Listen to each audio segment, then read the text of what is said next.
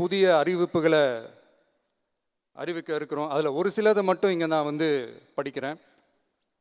ஒன்று, தாய்நாட்டிற்காக தன்னலமற்ற தியாகம் செய்து நமது நாட்டின் பாதுகாப்பிற்காக அரும்பாடுபட்ட முன்னாள் படை வீரர்களின் நலன் கருதி அவர்களது 2 மகள்களுக்கும் வழங்கப்படும் திருமண நிதி உதவி 25,000 ரூபாயிலிருந்து 50,000 ரூபாயாக உயர்த்தி வழங்கப்படும்.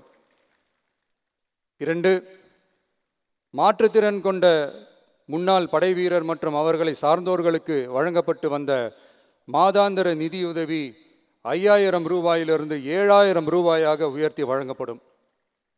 3, மாநில அரசால் விடுதலை போராட்ட வீரர்களுக்கு வழங்கப்பட்டு வரும் மாதாந்திர ஓய்வூதியம் 23,000 ரூபாயாக உயர்த்தி வழங்கப்படும். 4, மாநில அரசால் விடுதலை போராட்ட தியாகிகளின் குடும்பங்களுக்கு வழங்கப்பட்டு வரும் மாதாந்திர குடும்ப ஓய்வூதியம் 12,500 ரூபாயாக உயர்த்தி வழங்கப்படும்.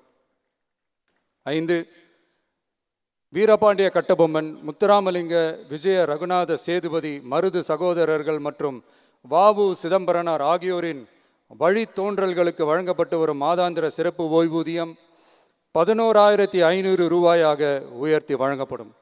இவற்றிற்கான அரசாணைகள் அரசால் வெளியிடப்பட்டுள்ளது.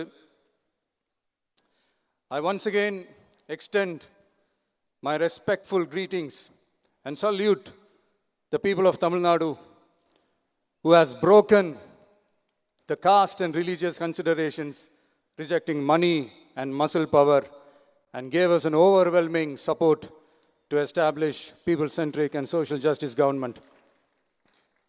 We are on a mission mode to achieve corruption-free government. We want our people to develop zero tolerance towards corruption. And we appeal to the officials and the people of Tamil Nadu to make our state corruption-free.